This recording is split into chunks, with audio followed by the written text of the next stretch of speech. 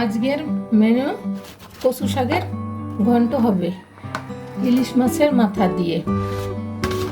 এই যে ইলিশ মাছের মাথা, এটা দিয়ে ঘন্ট হবে। আমি হলুদ লবণ মেখে রেখেছি। আর এর মশলাটা হচ্ছে, মশলা কিছুই না, হলুদ লবণ কাঁচা লঙ্কা আর হচ্ছে দুটো শুকনো লঙ্কা ফোড়নের জন্য, তেজপাতা দুটো, আর হচ্ছে এখানে হচ্ছে পাঁচফোড়ন। এটা দেবো ফোড়নে।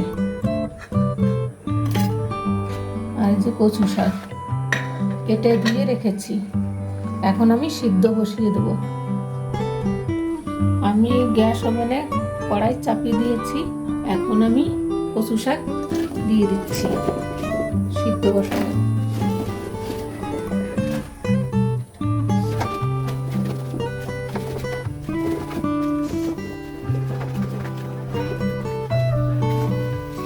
লবণ দিয়ে দিচ্ছি সিদ্ধর জন্য।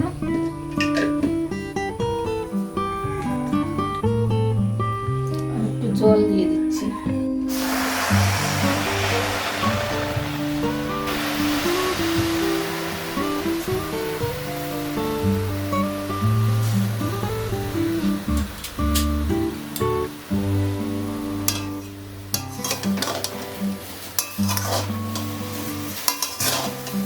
নেড়ে চেড়ে নিচ্ছি।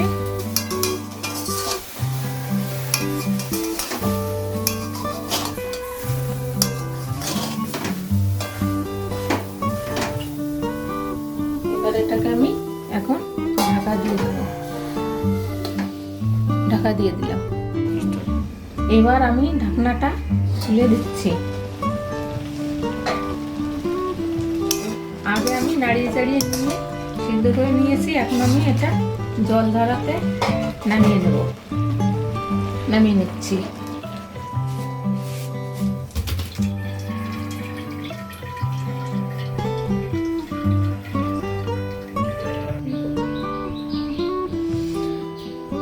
আমি আবার কড়াই বসিয়ে দিয়েছি।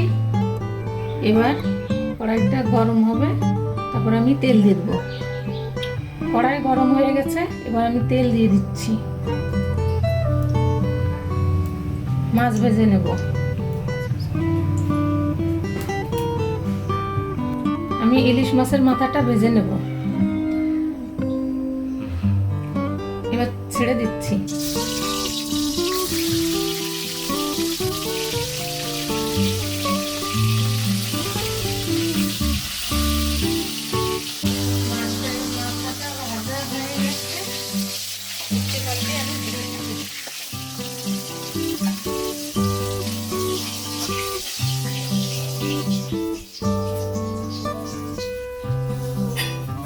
ওই তেলেই আমি তেজপাতা দিয়ে দিলাম দুটো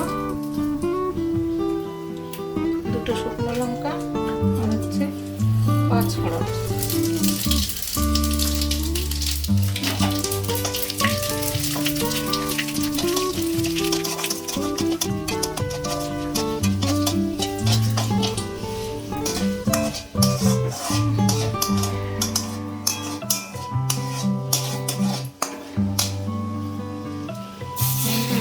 এখন আমি কচু শাক দিয়ে দিচ্ছি।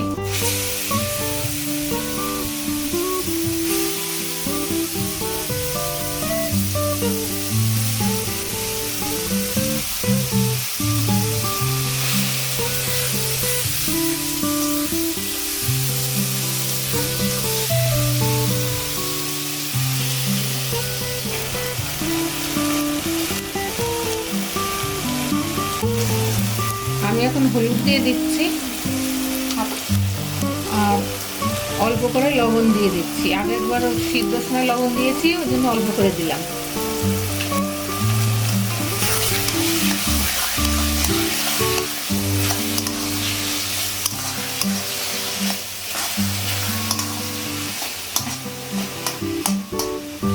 এবার মাথাটাও আমি দিয়ে দিচ্ছি মাছের।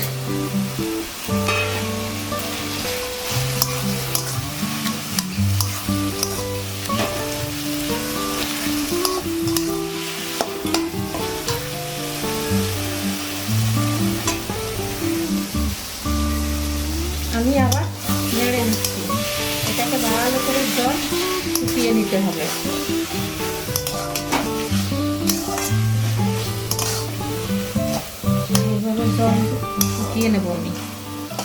আর এখন আমি কাঁচা লঙ্কা দিয়ে দিচ্ছি কিছু।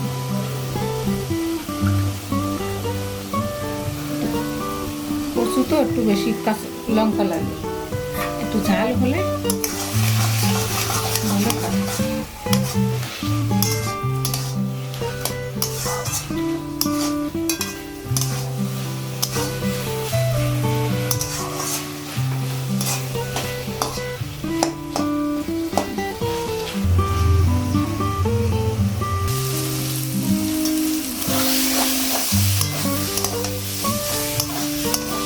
কচু শাক হয়ে গেছে, জল শুকিয়ে গেছে।